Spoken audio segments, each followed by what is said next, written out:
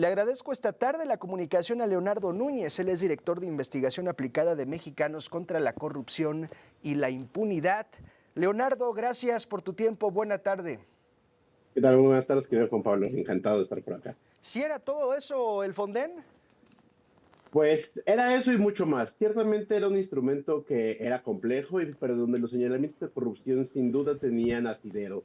Y tan es así que hay que recordar que precisamente Chema Tapia, cuando llegó un huracán en el 2000, en el gobierno de Peña Nieto, de los primeros enfrentamientos que hubo o del señalamiento de corrupción era que ¿dónde estaba? Estaba en Las Vegas apostando dinero, ¿no? Y desde ahí, digamos, Chema Tapia se daba una vida que ciertamente no corresponde con el nivel de ingresos de un funcionario, pero hay algo que nos llama a nosotros poderosamente la atención y que es que si bien es cierto que los señalamientos han sido sobre el director del Fonden, la paradoja no está solamente en que lo hicieron candidato de Morena para Sí. Querétaro, sino que parte del enriquecimiento también sucedió a expensas del presupuesto del gobierno mexicano ya durante los gobiernos de la Cuarta Transformación. Y esto en particular es porque durante la pandemia, una empresa creada por precisamente este mismo personaje, Chema Tapia, hizo negocios con la Secretaría de la Defensa Nacional con un contrato por más de 1.350 millones de pesos de ventiladores que se vendieron al 100% de sobreprecio. Y esto, digamos, se denunció en ese momento, no se le prestó Sí. principal atención, pero nos da muestra justamente de que el combate a la corrupción es un poco más complejo porque ciertamente el Fonden tenía corrupción, su titular está señalado de enriquecimiento ilícito, pero no solamente es que lo hicieron candidato, sino que es parte de un patrón de corrupción e impunidad porque ese enriquecimiento tiene que ver con, por ejemplo, el departamento en Miami del que se ha señalado que es su Sí. propiedad más lujosa, costó 100 millones de pesos. El contrato que vendió por sobreprecio era de 1.350 millones de pesos.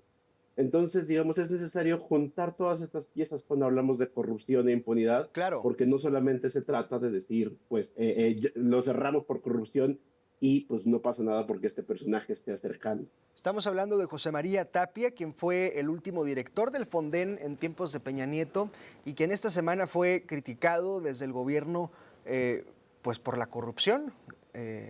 No solo porque entiendo, no solo fue en el sexenio de Peña Nieto los señalamientos por corrupción, pero estamos hablando de la antesala de su desaparición y resulta que José María Tapia pues fue candidato de Morena y del Verde a la alcaldía de Querétaro, aunque ahora ni Morena ni el Verde quieran reconocerlo. Ahora, Leonardo, el, el Fonden surgió en el 96 y se echó a perder en el camino, es decir, surgió como una gran idea y en algún momento se echó a perder.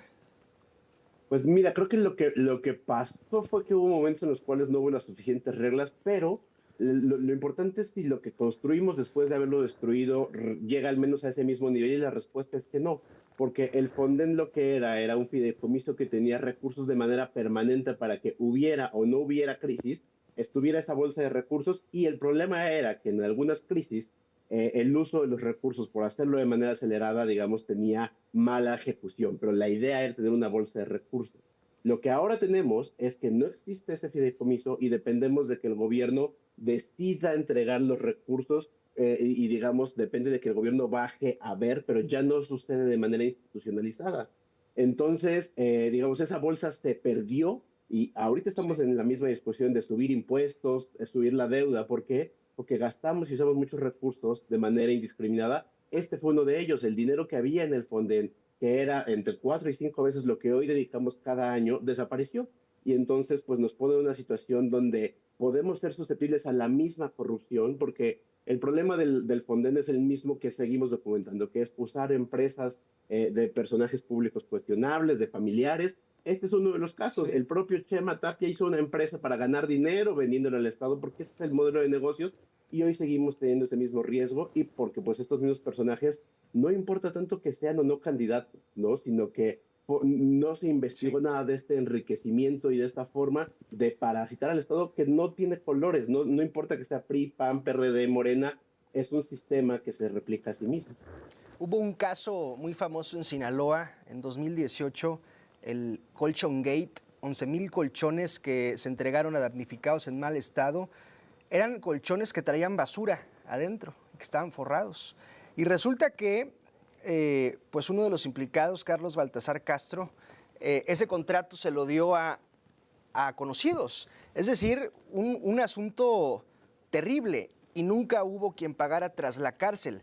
Así como el Colchón Gate, otros casos en el propio Fonden, casos quizás locales muy focalizados que no terminaron por estallar, aunque esta sí fue una nota nacional.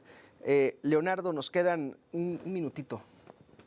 Claro, y como bien señalas, creo que el tema sigue siendo poner la lupa en la emergencia, porque desapareció el Fonden, pero cuando sucedió Otis, documentamos también cómo empresas fantasmas recibieron recursos, porque el mecanismo de corrupción sigue ahí vivo. Y entonces creo que mientras no vayamos detrás de los personajes y de los mecanismos que hoy siguen abiertos, pues seguiremos teniendo estos terribles casos de corrupción y de impunidad, como el de Chema Tapia, que podrán haber dicho que se hizo rico con la corrupción, y probablemente es así, pero también es cierto que no se ha hecho nada para perseguirlo, investigarlo, ni detener el mecanismo que lo permitió. Que por cierto hay un pendiente, y yo pienso que esta semana lo sacará adelante el gobierno federal. Se supone que a una de las mañaneras, de las próximas mañaneras, irá alguien, yo pienso que será la secretaria de Anticorrupción y Buen Gobierno, a hablar sobre el Fonden, y esperemos hablen sobre este personaje que Morena insiste no milita con ellos, tampoco el Verde. Leonardo Núñez, gracias por tu tiempo, un gusto.